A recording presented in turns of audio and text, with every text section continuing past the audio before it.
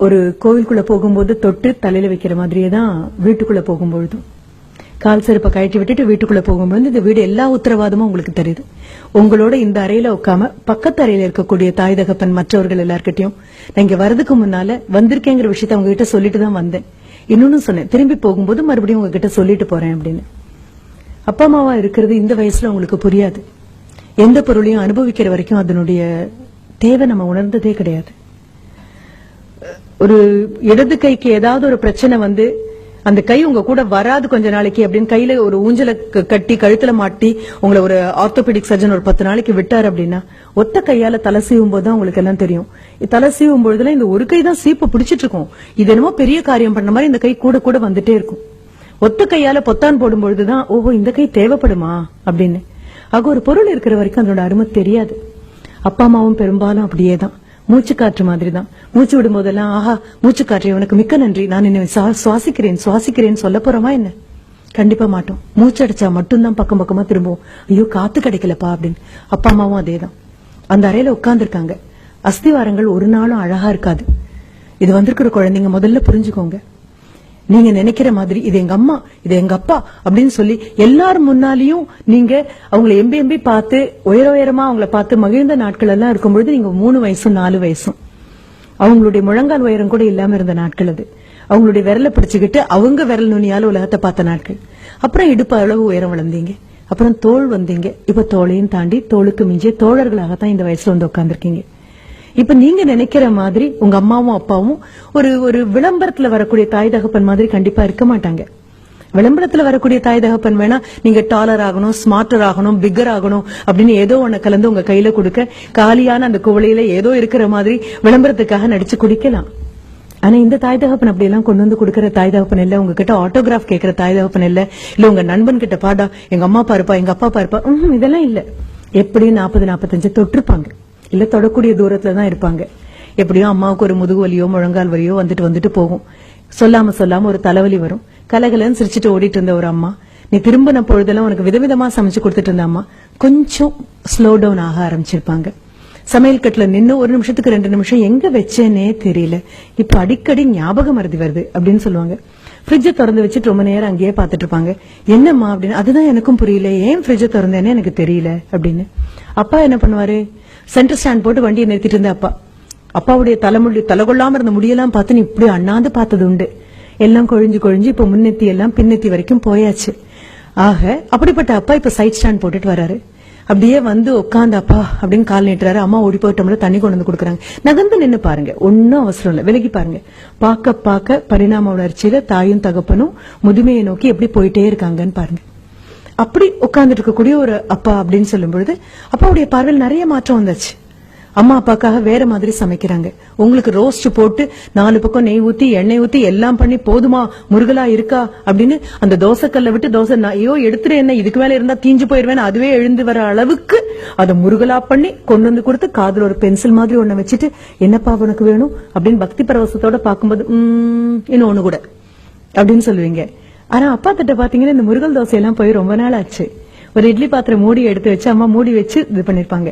கொஞ்சம் பாருங்க, அவங்களுக்கு வயசு மட்டுமே ஆகல, அந்த வயசு தேவையில்லாத நோய்களுக்கெல்லாம் மிகப்பெரிய விண்ணப்பமாகவும் கை நீட்டி உட்கார்ந்துருக்கு. அப்புறம் தேங்காய் சட்னி இல்லையா, தக்காளி சட்னி இல்லையா அப்படியெல்லாம் கேட்க கூட உங்களுக்கு தெரியாது. ஒயிட் சட்னி இல்லையா, ரெட் சட்னி இல்லையா அப்படிலாம் கேட்கதானே தெரியும். தமிழ் அந்த அளவுக்கு பழக்கத்துல இருக்கு அப்படின்னு சொல்லி கேட்டு அம்மா ஓடி வந்து ஐயோ இன்னைக்கு இல்லப்பா சாம்பார் தானா, சரி பரவாயில்ல 2 வேணாம், ஒரு தோசை இன்னொன்னு போடுங்க. ஒன்னும் குறைய போறது இல்ல.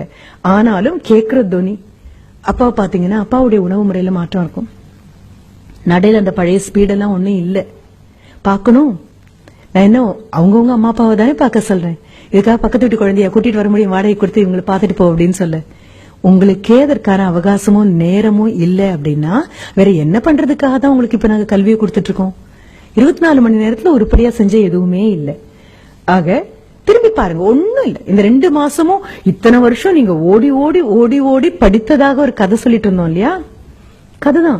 ஆசிரியர்களான எங்களுக்கு நல்லாவே தெரியும். அது ஓடுற மாதிரி ஒரு நடிப்பு, நீங்க ஓடுற மாதிரி நடிப்பீங்க, நம்புற மாதிரி நாங்க நடிப்போம், படிக்கிற மாதிரி நடிப்பீங்க, படிச்ச மாதிரி நாங்க நம்புவோம். இதுக்கு நடுவுல ஏதோ சில மார்க். இது அத்தனையும் தாண்டி இந்த 2 மாசத்துல எத்தனை பேர் அப்பாவுக்காக அப்பா நான் வண்டி பண்ணி தரேன்ப்பா, நான் ஏர்ன் பண்றேன்ப்பா, உட்காருங்கப்பா, இது என்னப்பா இது, தோளுக்கு மிஞ்சி வளர்ந்தாச்சு, அப்புறம் நான் பாத்துக்கிறேன்ப்பா எல்லாம். இதற்காக அடுத்த குழந்தைய வாடகை எடுக்க முடியாது.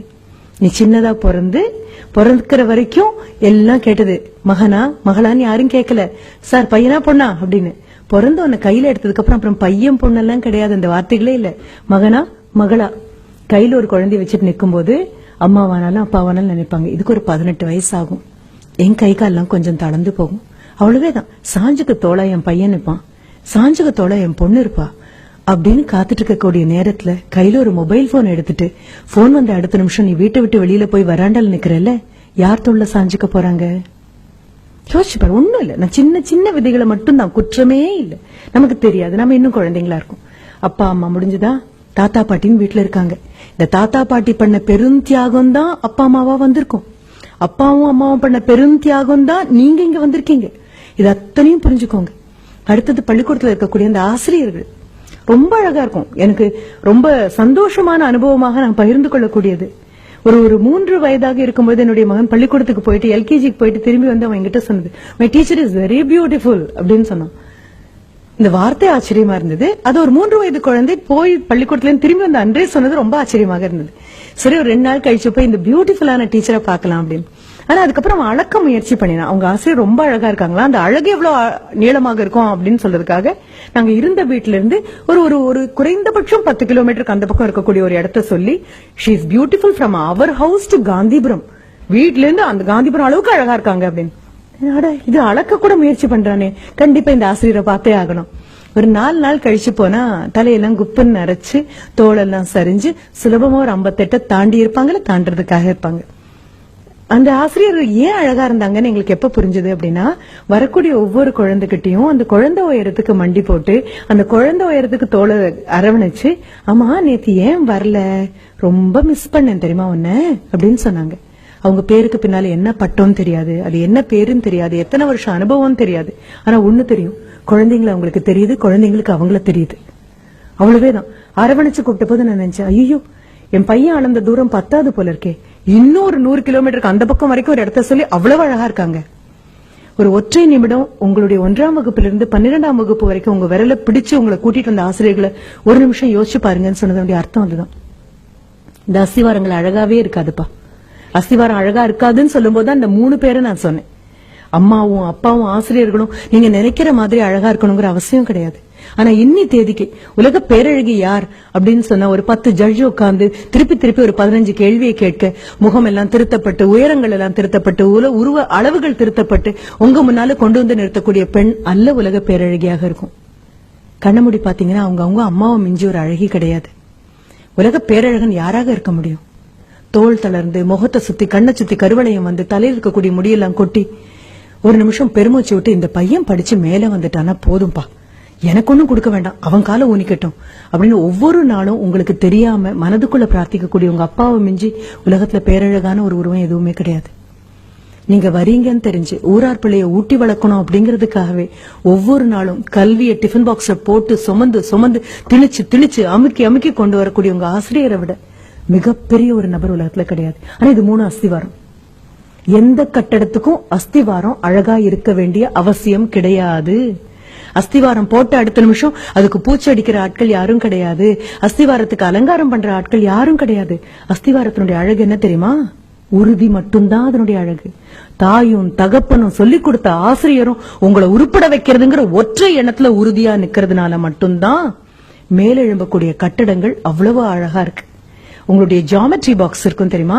அந்த ஜியோமெட்ரி பாக்ஸ் காம்பஸ்னு ஒண்ணு இருக்கும். அந்த காம்பஸ் ஒத்த கால ஊனி அசையாம அது நின்னா மட்டும்தான் அடுத்த கால் எவ்வளவு பெரிய வட்டம் வேணாலும் சுத்த முடியும். நான் சொன்ன ஆசிரியரும் அம்மா அப்பாவும் அந்த ஒற்றை கால் இடத்தை விட்டு நகரல. நீங்க எங்க வேணாலும் போயிட்டு வாங்க, எத்தனை பெரிய வட்டம் வேணாலும் போடுங்க, அத்தனை பெரிய வட்டமும் வட்டமா ஒழுங்கா அமையணும்னா இந்த ஒத்த கால் இருக்கிற இடத்தை விட்டு நகராம தவம் பண்ணின மாதிரி காத்து நின்னா மட்டும்தான். இந்த போன கால் சுத்திட்டு வராமையும் போகலாம், போன கால் திரும்பியும் வரலாம். வந்ததுக்கு அப்புறம் கூட ஆஹா நீ இவ்வளவு உறுதியா நின்னதுனாலதானே நான் போனேன் அப்படின்னு யாரும் ஒரு வார்த்தை கூட சொன்னதில்லை. இந்த 3 பேருக்காகவும் ஒரே ஒரு தடவை மனசார கைத்தட்டிடுங்க.